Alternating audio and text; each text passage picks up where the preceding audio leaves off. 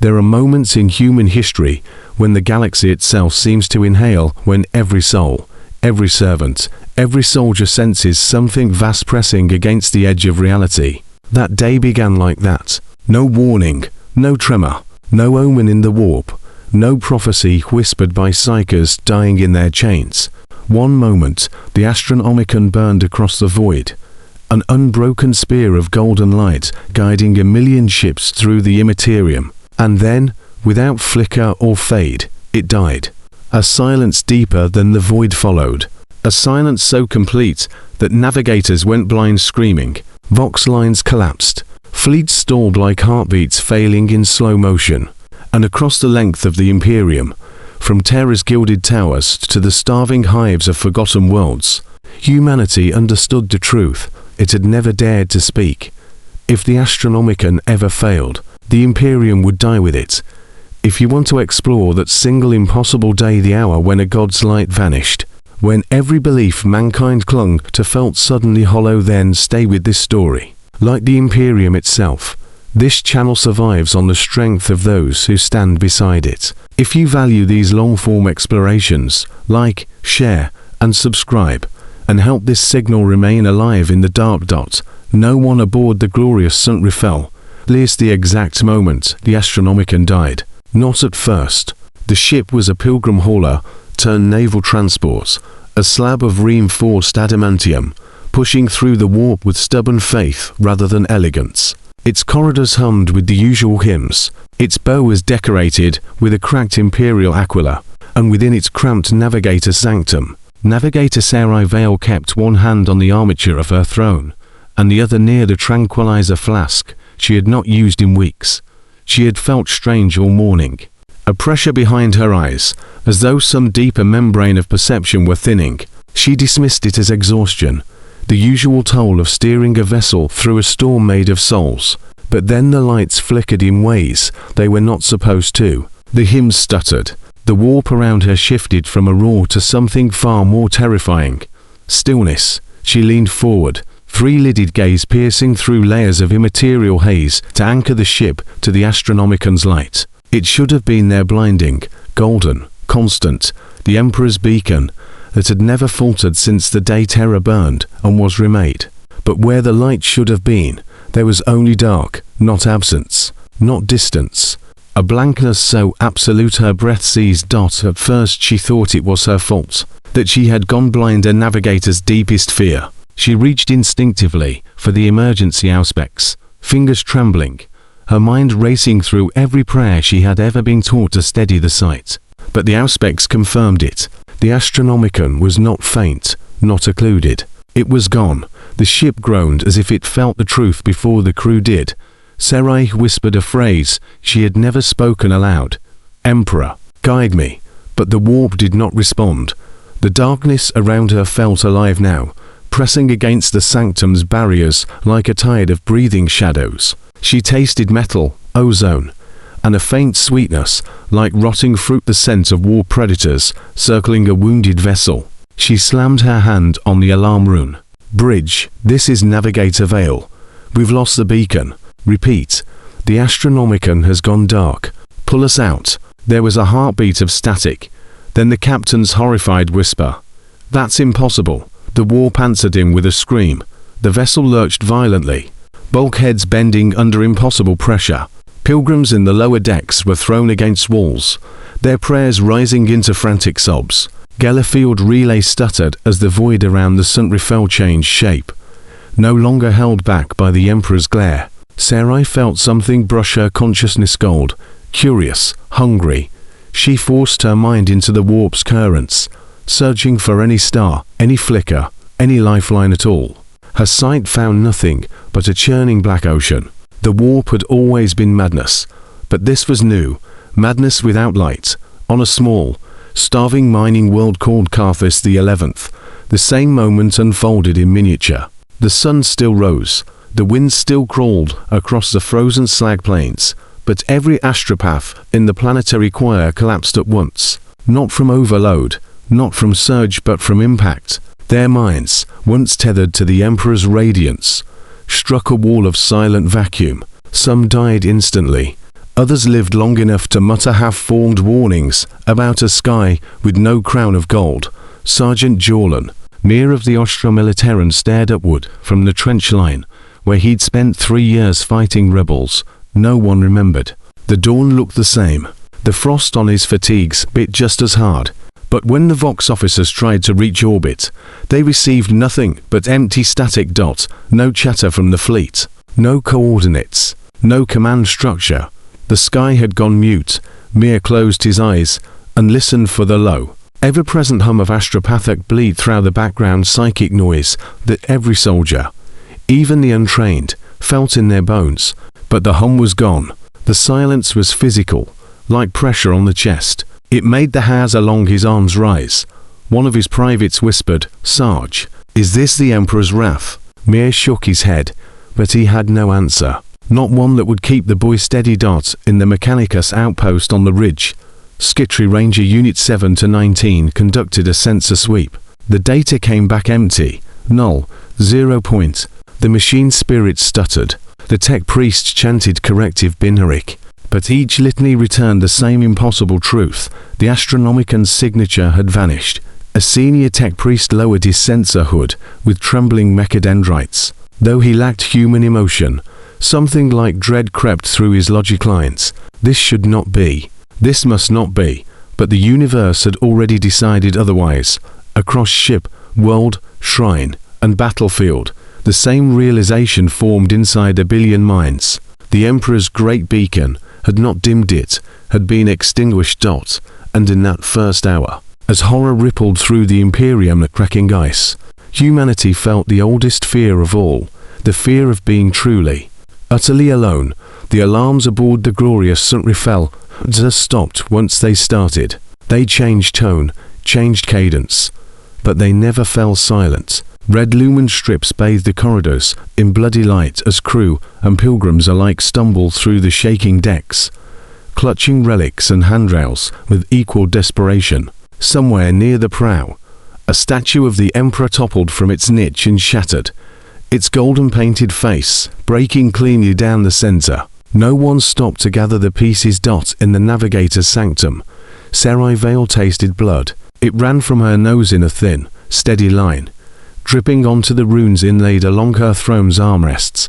Every instinct screamed at her to pull the ship out of the warp, but without the Astronomican, there was no fixed point to aim for. It was like trying to surface from a black ocean without knowing which way was up. If she misjudged the angle, she could tear the St. Raphael apart between realities. If she hesitated, something else might do it for her. She stretched her perception as far as it would go, feeling the warp currents twist and buck around the Gellerfield's edge. Shapes circled them, vast, half-formed things that had once skulked at the periphery of her sight, kept at bay by the Emperor's glare. Now they pressed closer, emboldened, their presence like cold knuckles, rapping against the hull of her mind. One of them brushed the ship's psychic shadow and recoiled, shrieking in a pitch that had no earthly sound. The Vox grill above her head crackled. "Navigator Vale," the captain's voice rasped. "Report, we are blind," she said. The words tasted like failure. "The Astronomican is absent. I can feel nothing beyond local turbulence. I can hold us, but not forever. The currents are changing. Can you make a short jump?" She almost laughed.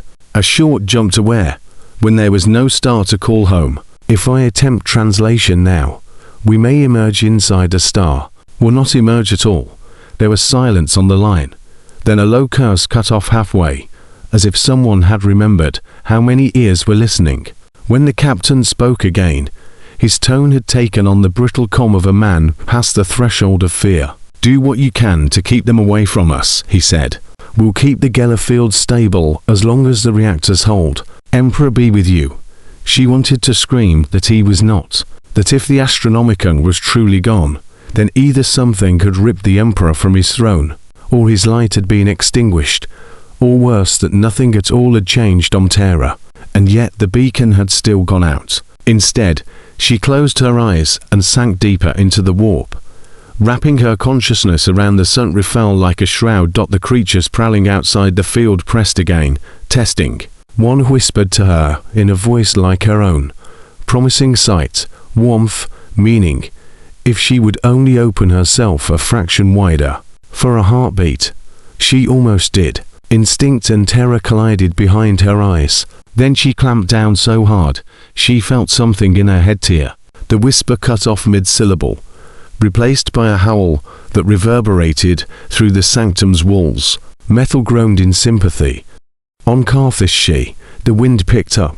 It slid over the slag plains and into the trenches like a living thing, carrying with it a fine dust that clung to lips and lashes. Sergeant Jewel and Mia watched as the planetary Vox Tower cycled through its entire range, searching for a signal that no longer existed. The techs manning it moved with increasing desperation, their hands shaking as they adjusted dials and recalibrated arrays. Each time they turned to him, their eyes were a little wider. "The fleet should have responded hours ago," one of them said. "Even if they were maneuvering. There's nothing, sir. Not even stray chatter." Mia rubbed a thumb over the worn edge of his dog tags. "Local channels. Dead. Astropathic channel is offline too. We tried to wake the choir again. The tech swallowed. They don't have anything left to wake, sir." In the trenches, rumors moved faster than truth. Some swore they'd seen shapes in the sky at dawn, black against black, visible only when you didn't look directly at them. Others claimed the Emperor had withdrawn his favor, that Carthage the 11th had been found wanting and the rest of the galaxy along with it.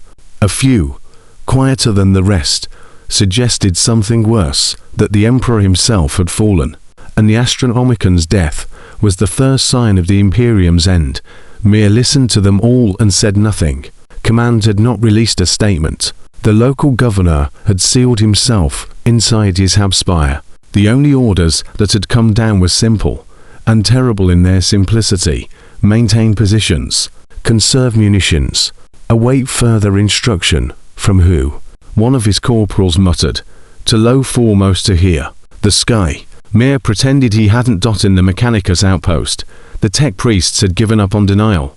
Data feeds from deep space survey arrays confirmed what local augurs had already screamed. The familiar psychic spike of the Astronomican had vanished from the equations of reality.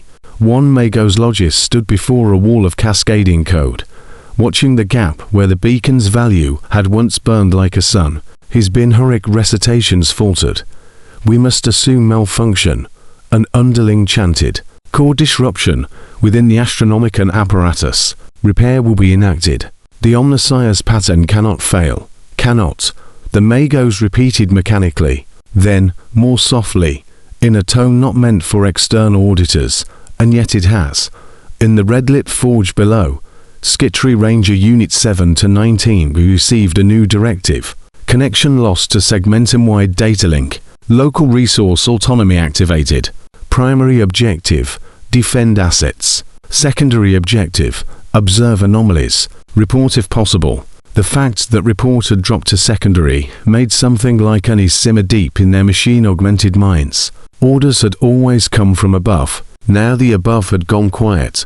On the pilgrim decks of the glorious St. Raphael, the panic finally broke. With the ship shuddering under unseen impacts and the hymns from the Vox grills dissolving into static, someone began to scream that the warp had swallowed terror. Another shouted that demons were already in the walls. Knives flashed, fists flew, the fragile lattice of order cracking in an instant.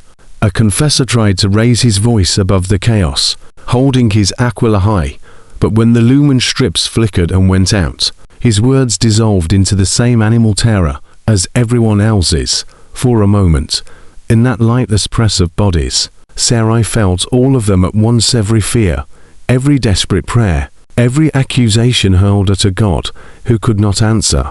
The warp surged hungrily against the field. She made her choice, anchoring herself to the barry sliver of a current that felt marginally less hostile than the others. She threw the St. Raphael sideways through the Imperium with a psychic wrench that tore new pain through her skull. The ship screamed around her, reality stretching thin as glass heated to cracking point. Somewhere, a reactor protested in binary, then grudgingly complied. For a heartbeat longer than any other in her life. There was nothing. Then the warp spat them out. The sanctum lighting surged back to a dim, sickly glow. Gravity slammed everyone against the deck. Alarms changed pitch. Sarai staggered from her throne, vision doubled, ears ringing. She reached out with the remnant of her sight and felt nothing. No Geller field pressure, no warp tides, just the cold, slow crawl of real space. They had emerged. But into what, and where, she could not yet tell.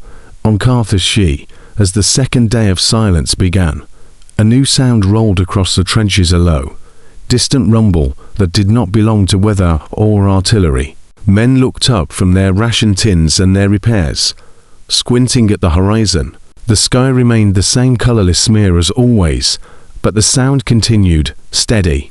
Approaching. Mir lifted his field glass. For the first time since the Astronomican's death, something was coming toward them. Whether it was salvation or doom, he could not yet see. The glorious St. Raphael drifted in real space like a stunned animal, bleeding momentum, shedding warp frost that evaporated into glittering vapor around its hull. No one spoke on the bridge for several breaths. The helmsman stared ahead with wide, hollow eyes, as though fearing that the void itself might suddenly lunge at them. Sarai Vale still leaned against the bulkhead, her breath ragged, her vision smeared with colors that did not belong in the material universe. She wiped the blood from her lips and forced her mind to settle. They had escaped the warp by a miracle, or by something that felt dangerously similar.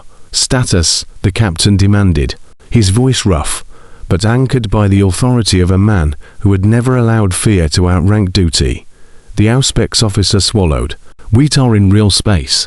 But sir, there are no stellar signatures in normal range, no familiar constellations. It's empty out here. His hands shook as he recalibrated. Completely empty.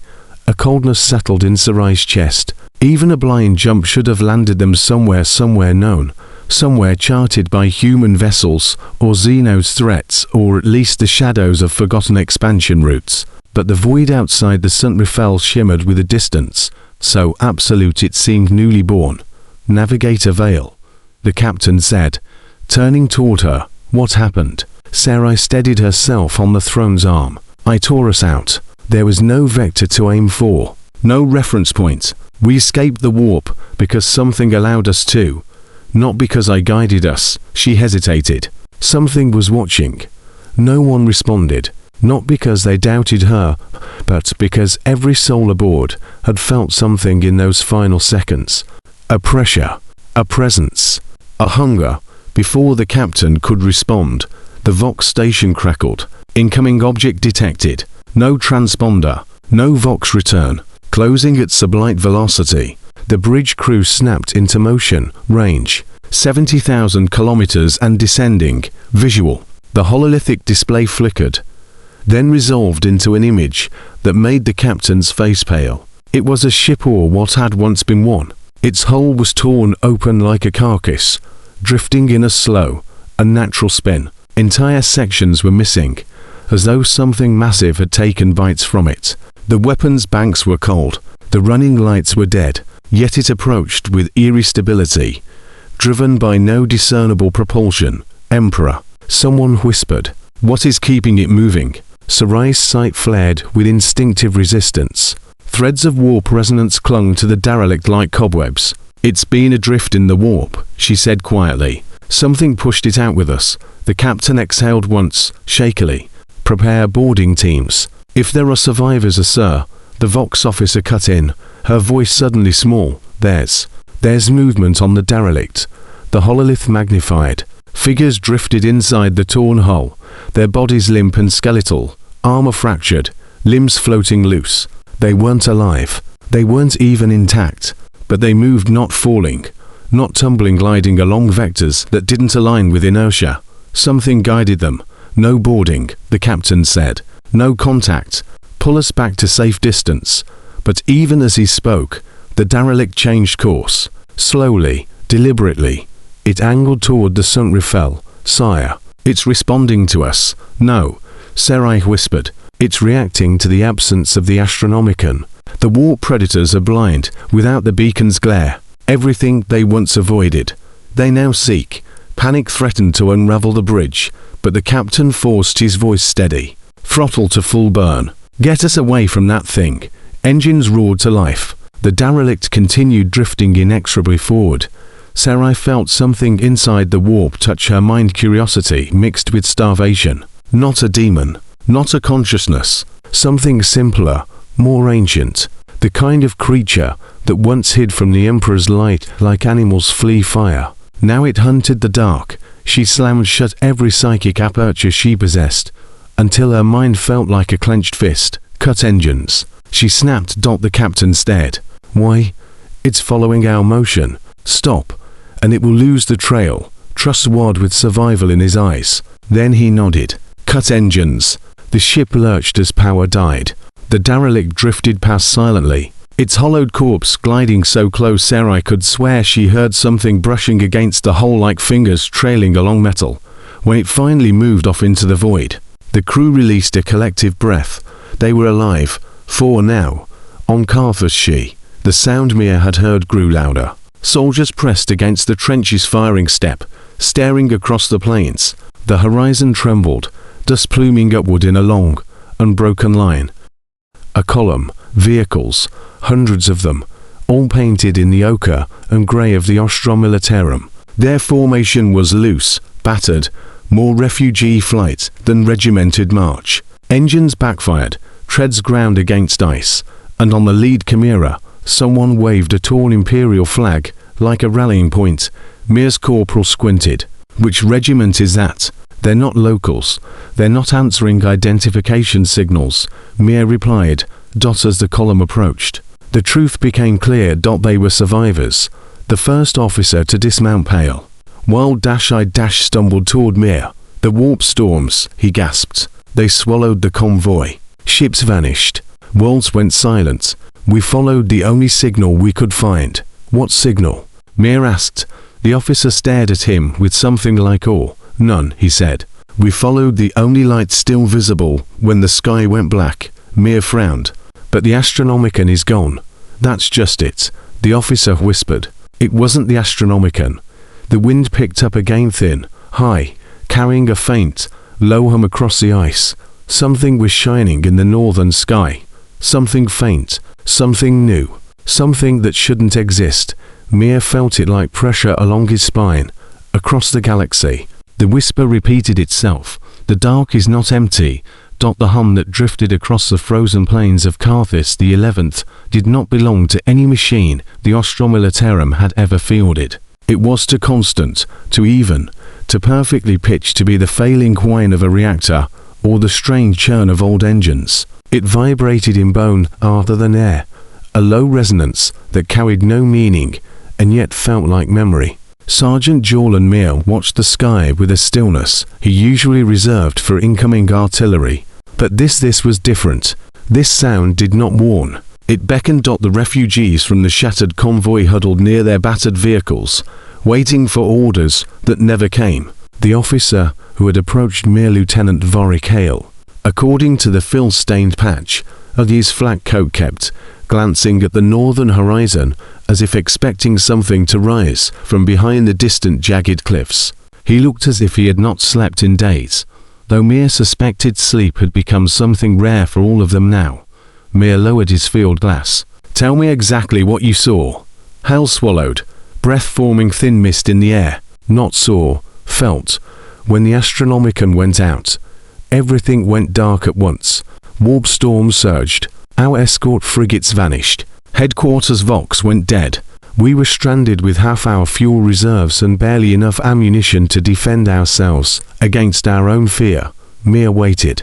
Hale continued, eyes unfocused. Then something flickered. Not bright like the beacon. Not steady. More like, he groped for a word. A pulse. A heartbeat. The navigators called it a phantom light. Said it wasn't psychic the way the Astronomican was. More like it was pressing through the warp instead of burning inside it. Mia felt his skin crawl. A new beacon. Hale shook his head. No beacon. A direction. The hum intensified slightly, enough to send ripples through the frost-lined puddles at their feet. Soldiers looked at one another uneasily. Before either man could speak again, alarms blared from the Mechanicus outpost on the ridge.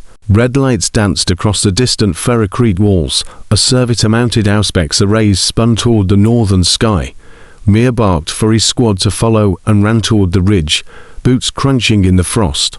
The Mechanicus gates opened just long enough to allow him and Hale through before sealing again with a metallic shudder dot inside. The air smelled of heated machine oil and incense.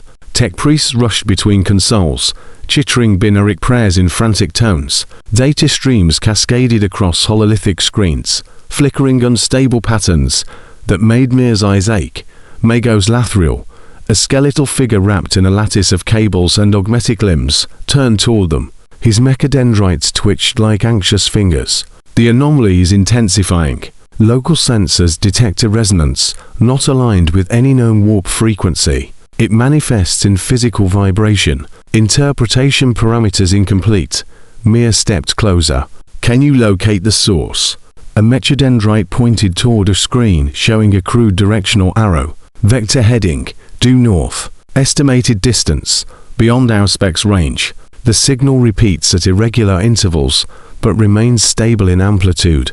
What is it? Hale asked. His voice was half prayer, half demand. Lathriel's tone shifted in a way Mir had never heard from a member of the Mechanicus. Uncertainty. Insufficient data. However, the signature does not align with demon resonances, warp storms, or psychic broadcasts. It resembles, he hesitated. Machines did not hesitate. It resembles the echo of an energy pattern consistent with the warp being forced aside, as if something were pushing through it. Something large, something deliberate, something aware. Before Mir could process the implication, a shudder rippled through the outpost's walls. It was faint just enough to make Vox screens waver, and loose cogitator panels rattle, but every soldier felt it in their ribs. One of the junior tech priests hissed, "Impact tremor." No. Lathriel's Vox grill rasped like a dying organ pipe. Spatial distortion, outside. The sky darkened. Not from clouds, there were none, but from a strange dimming, as if the air itself were thickening. The hum rose in pitch. It was no longer a background vibration. It was a voice, not words, but intention given sound. Mir stepped onto the battlements. Hale followed, clutching his lascan, as if it could comfort him from whatever approached. The northern horizon shimmered.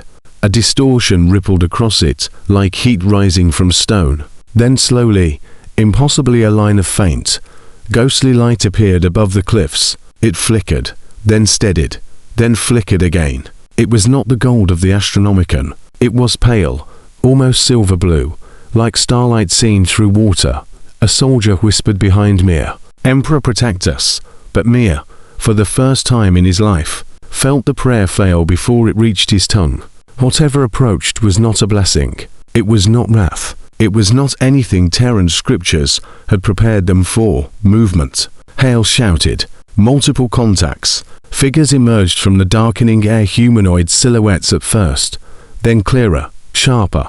Their armor was battered, scorched, and carried no heraldry Mir recognized. They walked with difficulty, staggering as though the world itself resisted them. Some fell to their knees, some screamed silently, some stood tall, as if holding back an invisible tide behind them.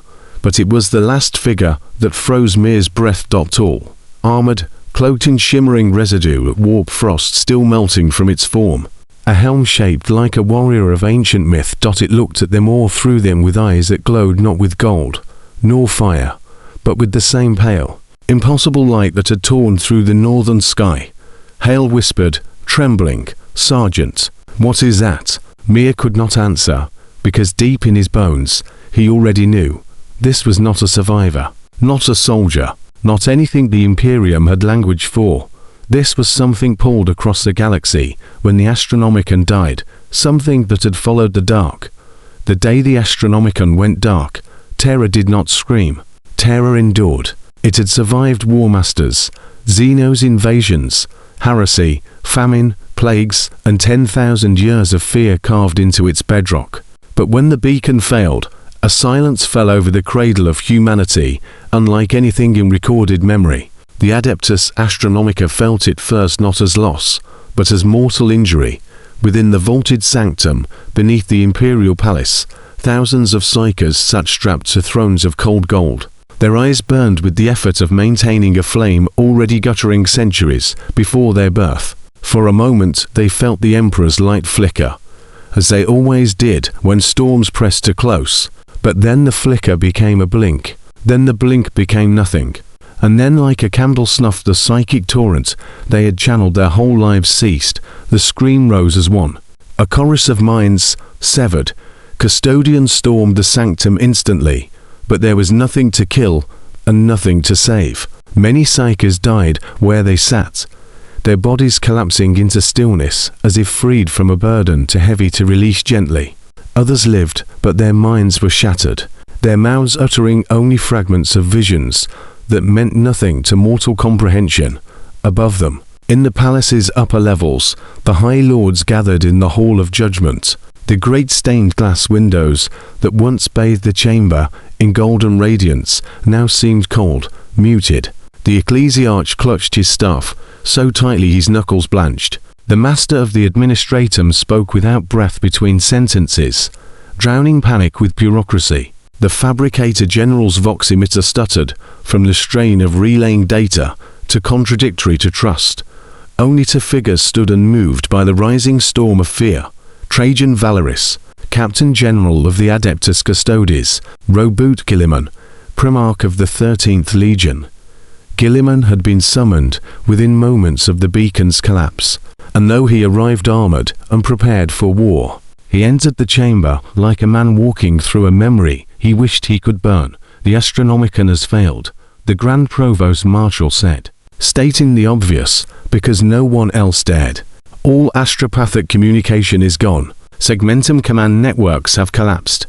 Warp travel is halted, not halted. The fabricator general rasped through his vox. Suicidal. The ecclesiarch trembled. Then this is judgment. Divine judgment. The Emperor's patience has been exhausted. Guilliman's voice cut across the chamber, like a blade made of reason and refusal. The Emperor does not punish mankind by turning off a light. Spare us your superstition, your holiness. The ecclesiarch recoiled as if struck. Valeris stepped forward. We must assess the scope. Assume the worst. The Imperium is blind. Every world beyond Sol is isolated, which means every front collapses. The Lord Commander Militant said, sweat beading on his brow. Hive worlds will starve.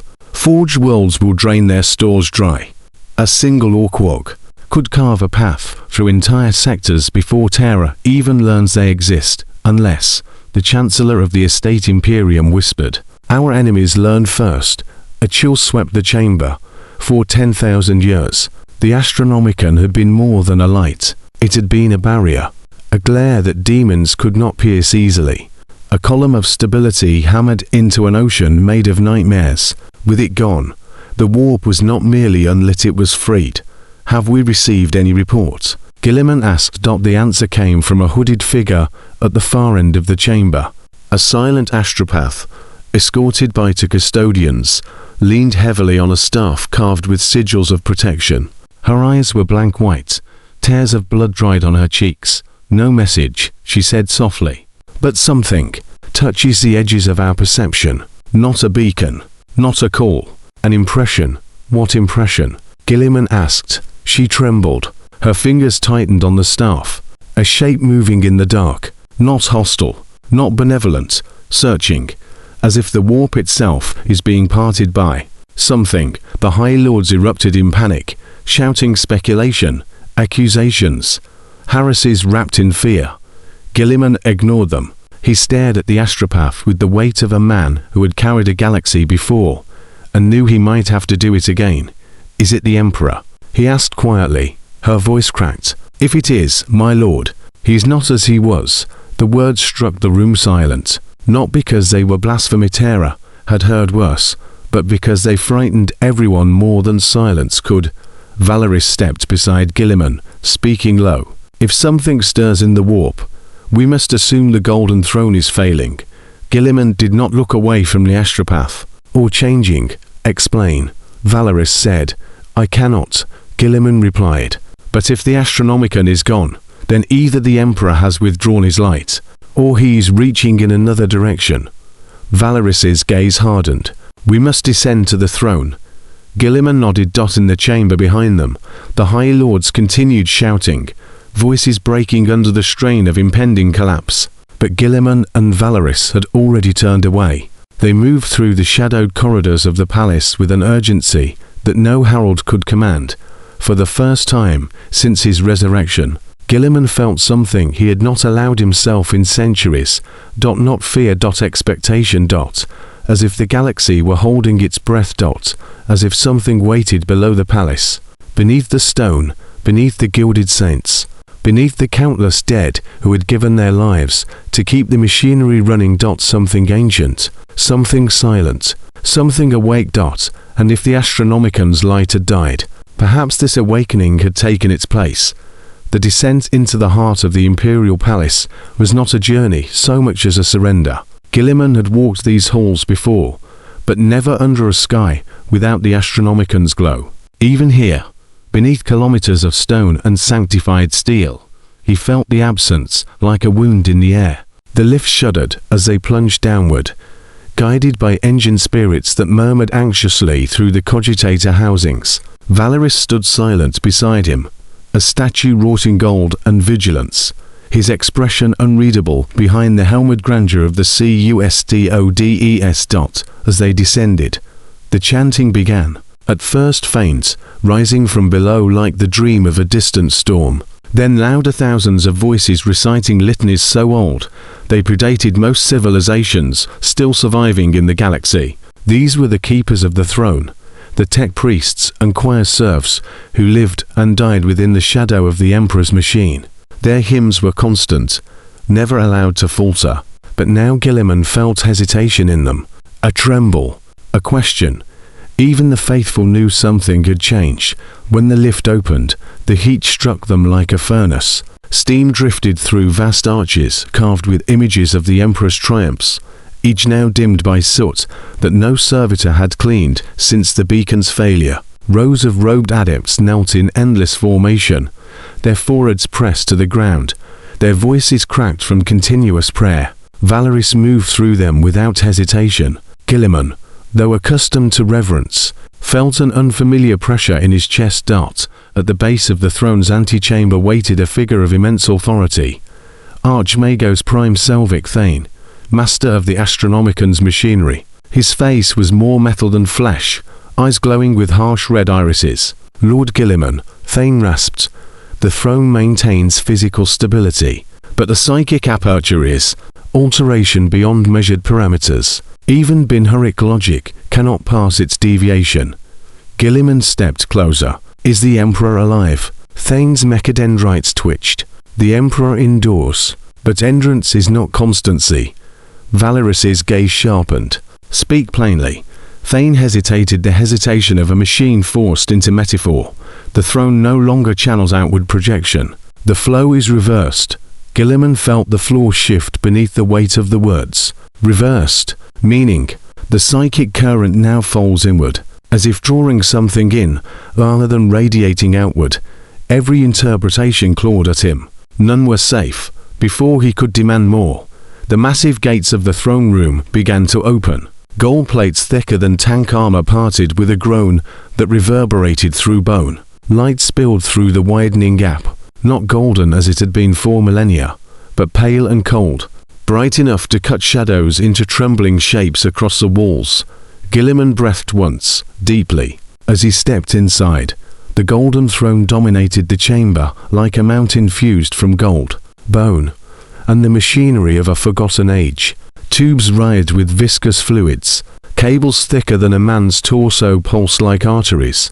The immense machine hissed and steamed, illuminated by the strange new light pouring from the throne's crest. And there, at the center of it all, sat the Emperor, his skeletal form fused to the mechanisms that fed his last breath into the Imperium.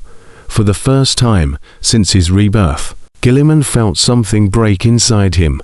The Emperor's body was unchanged, but the aura around him, once a blaze of psychic radiance, so powerful that even non-psychers felt its presence, was gone. In its place was a cold luminescence, like the reflection of a dying star in an ocean of ice, Valeris bowed his head, reverence etched into every movement. Guilliman could not move.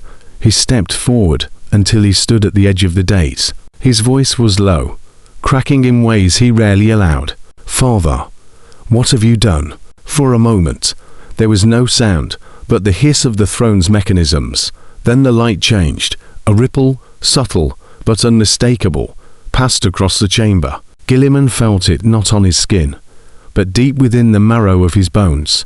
A pressure, a pulse, a moment of contact, so fleeting he nearly convinced himself he had imagined it. Valeris looked sharply toward him. "My lord." Guilliman's throat tightened. He reached out. It sounded insane even as he said it. Thane's mechanism's word. "Impossible. The Emperor's psychic output is." Before he could finish, the choir serfs collapsed to the floor in unison, crying out as though struck by unseen force. Their voices rose into a single shattering note, then broke into incoherent whispers. Valeris's guardian spear was raised in an instant. "Explain this." Thane stared at his instruments, disbelief radiating from every servo. "This cannot be. The psychic aperture is oscillating." Then it happened again. A pulse, stronger. Guilliman staggered back a step. The light surrounding the Emperor flickered like the dying flame of a torch, and then, for a heartbeat, brightened. Not gold, not warm, but a live dot. The choir serfs screamed. Some crumpled. Others laughed. A few whispered a single phrase that chilled Guilliman deeper than any void could. "He walks in the dark." Valeris drew in a sharp breath. "Is this prophecy? Madness?" Guilliman didn't answer, because he understood something in that moment, something the rest of the galaxy had not yet realized. The Emperor's light had not simply died. It had changed direction. It had gone somewhere.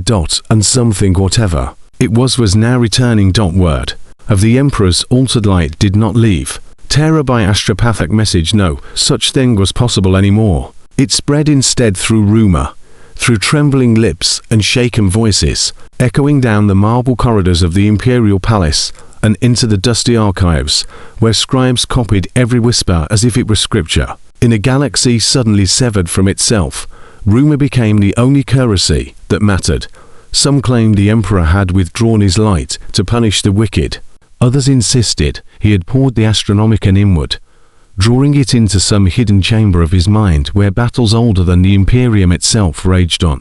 A few, mostly those who had once served the Adeptus Custodes, whispered a more disturbing possibility, that the Emperor had not dimmed at all, but had shifted his sight, turning it towards something in the warp that required more than radiance. But no one dared speak the possibility that kept Guilliman awake long into the artificial night cycles of the palace. What if the Astronomican had not failed? What if it had moved? He found himself staring at ancient texts for hours, scrolling through data slates containing half-decayed fragments of the Emperor's own writings. Many were forbidden to all but the highest ranks. He read them anyway. He searched for patterns, anything that might explain the strange pulses emanating from the Golden Throne, pulses that grew stronger by the day. Valeris accompanied him without question, the Captain General watching his Primarch with the same quiet vigilance. He would give any relic of immeasurable value. He said little, but Guilliman felt the unspoken concern in every step the custodian took at his side. After 3 sleepless nights, Guilliman finally stood from a map-strewn stratagem table, rubbing his eyes with the back of one gauntlet hand. "There's something I'm missing," he murmured. "Something hidden in plain sight." He never acted without intention. Valeris folded his arms. "Do you believe the Emperor anticipated this?" "I don't know." Guilliman stared at the flickering lumen holos. "But I know he believed humanity would face a future without him. Perhaps this is the beginning of that future. Or the end of one." Valeris said quietly. Elsewhere in the palace, the astropathic choir no longer attempted to re-establish the Astronomican. Their minds, ravaged by the shock of its disappearance, now vibrated with strange harmonics they could neither control or interpret. A few could speak, most could not. Those who did repeated the same phrase with disturbing consistency: "A new light in the sea of souls." Not his, yet shaped like him, faint, distant, coming closer. Gilliman had dismissed it at first as trauma-induced hallucination, but trauma did not produce identical visions across dozens of psychers whose minds no longer touched one another. On the far edge of Segmentum Solar though, no one on Terra could know this battle fleets, adrift in warp storms, began reporting the same phenomenon. Navigators who had survived the initial blackout awoke screaming, clutching their head veils, but their third eyes glowed with a cold luminescence no human had seen before. They claimed to see a light moving through the Imperium, not a beacon, not a flare, a shape. Some described it as a figure, some as a path, some as a rippling wound in the warp itself, stitched together by something impossibly vast. But every navigator agreed on one thing. It was new, back on Terra. The Mechanicus sent representatives to Gilliman with trembling data caskets filled with readings. One Magos Dominus presented an image projected from deep Cogitator Logica pattern of oscillations, too perfect to be random yet too alien to be familiar. He knelt reverently as he spoke. Lord Gilliman, these readings indicate a warp resonance of unprecedented form. It does not match demon signatures, nor psychic storms, nor any known species navigational patterns. It is structured, deliberate. Gilliman frowned. Are you saying something intelligent is creating this phenomena? Yes, the Magos whispered. Or someone. Valeris exchanged a glance with Gilliman. The timing cannot be coincidence. No, the Primarch agreed. Whatever this is, it began the moment the Astronomican fell, and it grows stronger, the Magos added. Gilliman dismissed him with a curt nod, then turned away, walking toward a tall window overlooking the darkened sprawl of the Imperial city. The sky above Terra had always held a golden tint from the Astronomican's glory. Now it was iron grey, as if the world had forgotten warmth. He pressed his palm against the glass. Father, he murmured. What are you doing? The answer came not on Terra, but on distant Carthage. The pale armoured figure that had emerged from the northern distortion stood unmoving at the edge of the Mechanicus outpost sensor range. Its armour, though shaped like Astarte's plate, bore no chapter colours. Its helm was smooth, its pauldrons unfamiliar in design. Silver blue energy flickered in faint currents across its edges, like the afterimage of something birthed from the warp's deepest currents. Mia and Hale watched from the battlements as the figure took a single step forward. The air around it shimmered, distorting the outlines of reality as though the world resisted accepting its presence. Identify yourself. Hale called through a loud HAI. The figure did not respond. It raised its head toward the sky, as though listening to something far away. Then its helm turned slowly, with deliberate precision until its gaze locked onto Mir himself. In that instant, Mir felt weight. Not psychic force, not intimidation. Something older, something like being observed by a storm. The figure lifted one hand. Silver blue light gathered in its palm. Behind it, more distortion spread across the horizon. Whatever was coming, it was not alone. And across the galaxy, the faint rippling light that navigators had sensed pulsed again.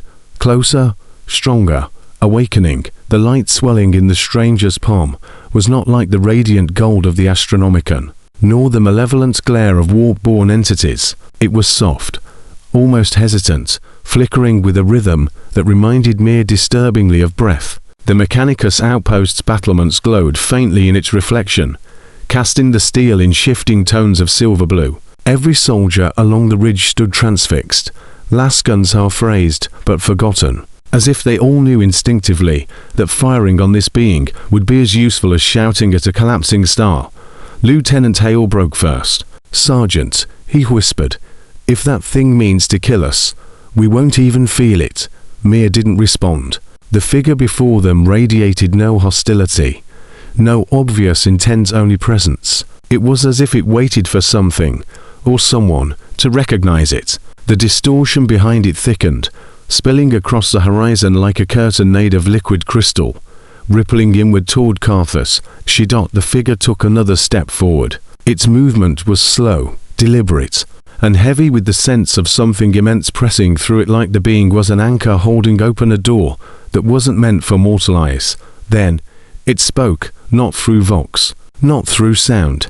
The words appeared directly in Mir's mind, calm and resonant, like the echo of a voice carried through stone. Fear is unnecessary. Mir recoiled, nearly losing his footing. Hale dropped to one knee with a strangled gasp, hands clutching his skull, but eyes wide in awe rather than pain. The whole outpost seemed to groan under the psychic weight of the transmission. Valeris would later describe it as a contact imprint, the barest touch of a mind brushing against others, a greeting scaled down to avoid annihilating the recipient. But Mir knew nothing of such terms. All he felt was a profound and terrible recognition. Something like this had walked the galaxy before, not recently, not within human memory, but long ago, in stories whispered around the oldest hearts of the Imperum. The figure lowered its hand. The light dimmed slightly, but did not vanish. You see the dark. The voice continued, gentle as water. But the dark is not empty. The Mechanicus tech priests reacted first, spamming a dozen binary litanies at once, their mechadendrites flailing in what was unmistakably mechanical panic. Data slates burst into static, readings cascading into nonsense. The figure's presence was overwriting the Auspex logs before they could form. Hale gasped, "What are you?" The being did not answer. Instead, it took another step, and the distortion behind it surged forward, folding over itself like a tide running uphill. At the same moment, in the Imperial Palace, Gilliman felt a pulse. It ran through the stone under his boots, through the machinery of the throne, through the air in the sacred chamber. The Emperor's pale aura flickered, not failing, but synchronizing, aligning. The same cold light that now washed over Terra shimmered with the cadence of that distant presence on Carthus the 11th. Though no one in the palace knew that world existed, Gilliman braced himself against the daze, eyes narrowing. "Father," Valeris stepped sharply to his side, spear angled in ready guard. "My lord, what do you feel?" "A signal," Gilliman whispered, distant, familiar, like. His voice trailed off. He could not name it, not yet. But something in his gene-forged soul reacted, as if stirred by memory. Thane's cogitator arrays shrieked in binaric panic. Impossible oscillation. The Emperor's psychic signature is patterning against an external source. This should not occur, cannot occur. Gilliman looked up, beyond the throne, beyond the cables and holy machinery, into the pale shimmering aura that had replaced the Astronomican's golden blaze. "Are you reaching?" he breathed, or answering. On Carthus the figure extended its hand, not in threat, but in invitation. The soldiers around Mir stumbled back, some dropping their weapons, others crossing themselves with trembling fingers. Hale shook his head frantically. "Sergeant, don't." But Mir was not moving toward it. He was standing still, frozen, because he saw something the others did not. The pale armored figure was not alone anymore. More shapes flickered into existence behind it, first as silhouettes, then as outlines, then as fully formed beings stepping through the distortion. Their armor varied wildly, some ancient and pitted, others sleek and unfamiliar. Some carried wounds that smoked with warp frost. Some bore sigils whittled down by time itself. All of them radiated the same silver blue. "Dull light." Hale whispered hoarsely. "Reinforcements. Demons. Throne. What is this?" Mir shook his head slowly. "Not demons. They don't feel wrong. Nothing about this is right." "No," Mir agreed, "but wrongness has a weight, a taste.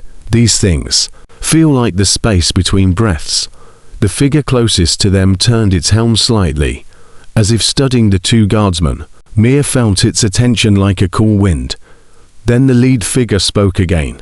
"The light you knew is gone, but all light changes." A second voice joined it, this one rougher, damaged, as though carried by a throat, but had screamed itself hollow across 1,000 dead worlds. "There is a path now." A new one. A third voice overlapped. The Astronomican was only one lamp. The distortion behind them flared brighter, illuminating the cliffs with that strange, shimmering glow. And for the first time, since the Astronomican had died, something like hope spread through the psyker population across the galaxy. Not golden, not warm, but sharp and cold as a blade drawn in darkness. A second dawn. Not of faith. Not of the Emperor. Something else. Something coming. Mir swallowed hard. What happens now? The lead figure lifted its head toward the sky. Now, it said. We wait for him to arrive. The pulse struck terror, like a heartbeat from an unseen colossus. The walls of the throne room trembled, dust falling from ancient frescoes, golden statues quivering in their alcoves. Choir serfs cried out and collapsed, some weeping, some laughing, some merely gasping if dragged upward from drowning water. The golden throne flared not in gold, but in that same cold silver blue that had begun appearing on distant worlds. Guilliman felt the resonance before the light even formed. It pressed against his senses like a memory he had never lived yet somehow carried in his blood. He staggered, a hand against the railing, knuckles whitening under ceramite. Valeris moved to steady him, not out of fear for the Primarch's strength, but because anything that could bend the throne's light could not be ignored. Thane's cogitators shrieked in binary agony. The Emperor's psychic field stabilizing, no shifting, pattern deviation expanding beyond measurable limits. Valeris raised his spear. My lord, we need to withdraw. This chamber may not hold. But Guilliman did not move. The Emperor's light flickered once, twice, then surged outward in a wave that knocked servitors flat and extinguished every lumen in the chamber. Darkness swallowed the world for half a breath. Then he appeared, not his body still pinned to the throne, skeletal and unmoving, not his voice silent for 10,000 years, but his presence, a vast awareness unfurled like wings made of thought, sweeping across the chamber, brushing every mind with a weight impossible to endure. Guilliman gasped. Valeris went rigid. The astropathic choir, far below in their sanctum, began to chant in a single unified voice. Though none of them were conscious, their words echoed through the palace. He walks where light cannot follow. He walks in the dark. He walks toward us. Guilliman swallowed hard. Father, what are you doing? No answer came. Instead, another pulse struck terror, stronger this time, and thousands of light years away, on Carthage, the silver-blue distortion deepened, as if answering that pulse. Sergeant Mir felt the ground shift beneath his boots. The pale armored beings stood unmoved, as if anchored to a different gravity entirely. Their afterlight intensified, silver-blue rippling along their armor plates like living energy. The lead figure lifted its head sharply, sensing something only it could perceive. Then it spoke, and unlike before, sound accompanied the voice, real sound, low and resonant, carrying across the frozen winds. He stirs. Mir exhaled sharply, nearly choking. The Emperor. The figure turned its helm toward him, the visor expressionless, yet somehow conveying something close to recognition. Not as you remember him. Behind Mir, soldiers shuffled back. A commissar raised his bolt pistol, then lowered it when the weapon's machine spirit screamed warning through his grip. Hell stepped forward. Explain yourself. Who are you? What are you? The second figure, massive, broader of build, burned scars etched into its ancient plate, spoke. We are what remains. What survived the dark between lights. When the warp swallowed its first stars, we did not fall. We persisted. Hale echoed. You mean you've been in the warp? The figure inclined its head. Longer than you can imagine. The lead figure turned slightly, its visor reflecting the sky. But now, the path shifts. The dark bends around him. Mir's stomach dropped. You mean the Emperor? Yes, the figure said. His light has withdrawn from the Astronomican. Not extinguished, redirected. Redirected where? Hale demanded. The pale armored being lifted a hand toward the heavens. Here, on Terra. Guilliman's breath caught. The Emperor's psychic presence, weak, fragmented, but undeniable, shifted again. The pale radiance around him flickered like a pattern aligning with distant resonance. Guilliman felt a thread stretch between Terra and something far away, taut and trembling. Valeris sensed it too. He's reaching, the Captain General murmured. Guilliman shook his head. No, not reaching. Answering. The chamber pulsed once more. Servitors shorted out. Runes flared. Thane shouted something in binaric panic. Then the Emperor moved. It was subtle, so subtle it might have been illusion. A twitch of a finger. A quiver through one wrist. but every instrument in the room shrieked, as though the laws of physics had been rewritten. Gilliman felt tears in his eyes born not of weakness, but of shock so profound it became awe. "He's doing something," Valeris whispered. "Something he has not done in millennia." Gilliman stepped closer to the daze. "Father, what are you trying to show me?" The pale light flared again, momentarily bright enough to cast shadows across the far walls. And for the briefest instant, Gilliman saw beyond the throne, not with eyes, not with mind, something deeper, a faint silhouette, tall and cloaked in shimmering distortion, a legion of silver blue shapes behind it, a path carved through the warp not by flame, but by will. He blinked, and the vision vanished, but its meaning remained, coiled within him like new gravity. The Emperor was not hiding. He was moving. On Carthage, the lead figure lifted its hand again. The soldiers braced instinctively, but the being did not attack. Instead, it pointed toward the sky, where a new star had begun to form. Silver-blue, pulsing, growing brighter. Hell stumbled backward. "Emperor, save us." "What is that?" The figure turned to him, its voice soft. "The beginning," Mir swallowed. "The beginning of what?" The being's visor shimmered with reflected starlight, of the god in the dark. The new star above Carthage, the 11th, pulsed again, slow, rhythmic, deliberate. Not a flare, not a dying sun. A heartbeat in the void. Each throb sent silver-blue ripples across the thin clouds, bending them into impossible arcs before releasing them again. Soldiers across the plains fell to their knees, not out of reverence, but because their legs could no longer bear the weight of what they were witnessing. Mir stared upward until tears froze at the corners of his eyes. It wasn't awe that gripped him. It was recognition, the same primal certainty he felt in the presence of thunder, or the moment before a blade found flesh. Something vast beyond comprehension had entered the galaxy's blind silence, and it was not leaving. The pale armored beings watched the star with reverence that bordered on fear. Hell whispered, Is that the Emperor?" The lead figure turned toward him. "No, that is the wound he's making." Mir choked on air. "A wound. A path," the being corrected. His old light burned the warp into obedience. This new light parts it, cuts a way through the dark, a way only he can walk. Hell shook his head. "That makes no sense. The Emperor is. He's on Terra, bound to the throne." The figure tilted its helm slightly, as though listening to something far away before answering. "The body on the throne is one part of him. The mind that shaped empires is another. He's not merely where he sits. He's where he turns his will." "But why here?" Mir asked, voice trembling. The figure said nothing. Instead, it stepped aside and the horizon tore open. Not visibly, not physically, but every soul present felt the shift, a yawning pressure pushing outward from that silver-blue star. The air hummed, the ground trembled, the sky thinned like stretched fabric. And for a single moment, everyone, mechanicus, guardsmen, refugees, even the pale armored beings, felt a presence brush their thoughts, a presence older than every creed, vaster than every fear, a consciousness so immense it could only be perceived as a shadow passing across the surface of the mind, a thought without words, a question without language, a call. Mir dropped to his knees. Hale screamed. Tech priests overloaded as their neural links fried from the psychic resonance. The beings of silver blue, though clearly built for such currents, staggered, their armor flickering like the afterimage of broken reality.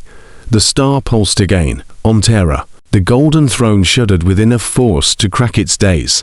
Gilliman fell backward, armor skidding across the sanctum floor. Valeris caught him before he struck the steps, but even the custodian was trembling.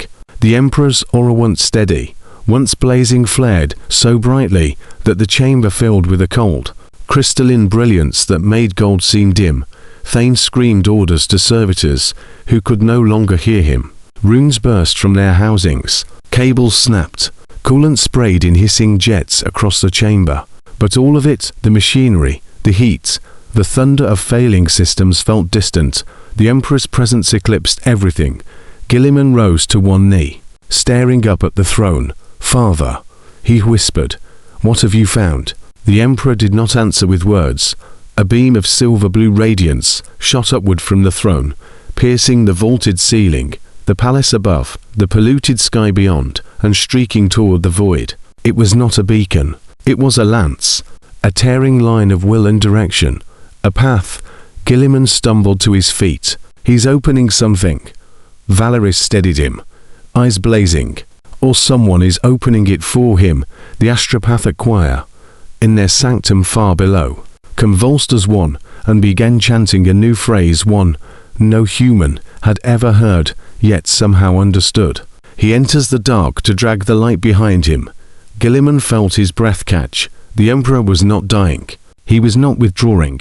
He was not abandoning humanity. He was moving into the warp in a way that no entity had ever dared. Carving a corridor of reality through a realm defined by madness, a corridor aimed directly at that newborn star. On Carthus the 11th, the sky ripped, not open just enough to let something unimaginable pass between what was real and what was possible. The pale beings dropped to one knee. Every guardsman collapsed. Even the Mechanicus machinery powered down voluntarily, as though bowing. The lead figure spoke, its voice a whisper carried on steel. He comes. The star brightened, the horizon bent, and through the shimmering distortion, a silhouette began to form. Not a body, not a man, a pressure, a boundary, an outline against the void, too immense for mortal shape, but unmistakably wrought by a familiar will. Hale grasped Mir's arm, shaking. "Sergeant, is that really?" Mir could not speak. The figure stepped through the rift like a man walking from shadow into fire. The silver-blue light spilled across him like a cloak. His outline flickered with the suggestion of armor, of wings, of radiant fracture lines, of a towering form both human and impossibly beyond human. He was not whole. He was not healed. He was not ascended. He was reaching with a fragment of himself, so powerful that even this shard carried the weight of a god's attention. Every being present felt their soul laid bare. Hale sobbed. Tech priests fell flat in prostration. The silver-blue warriors bowed deeply, revealing at last the truth in their posture. They were not leaders, not heralds, not conquerors. They were guides, marking the place where the Emperor's new path met real space. The figure raised a hand. Not in blessing, not in violence. In recognition. Mir's mind filled with a single thought, huge, cold, and immeasurably gentle. You were not alone in the dark. A shockwave of light burst outward, racing across Carthus, across the void, across the crippled fleets drifting hopelessly through the warp's blindness. For one heartbeat, the galaxy saw not with sight, not with psychic perception, but with something deeper, a corridor of silver-blue light stretching across the Imperium. A path carved by will alone. A god walking without his throne. And then silence. The figure faded. The rift sealed. The sky returned to its dead grey calm. Only the faintest lingering shimmer remained where the impossible had stood. On Terra. As the last pulse faded, the Emperor's glow dimmed again, not extinguished, but returning to its skeletal stillness. The golden throne settled. Machinery rebooted. Choir serfs fell unconscious. The beam of silver blue retracted like a breath released. Guilliman stared at him for a long time. Valeris finally asked, "My lord, what has he done?" Guilliman exhaled. "He showed us he can still move," he said softly, "and that he does not walk the warp alone anymore." Valeris frowned. "With whom?" Guilliman's gaze turned upward, toward the void. With whatever answered him, the Astronomican remained dark. Warp travel remained deadly. The Imperium remained blind. But now the galaxy whispered a new legend. There is a god walking in the dark, and he is not the only one.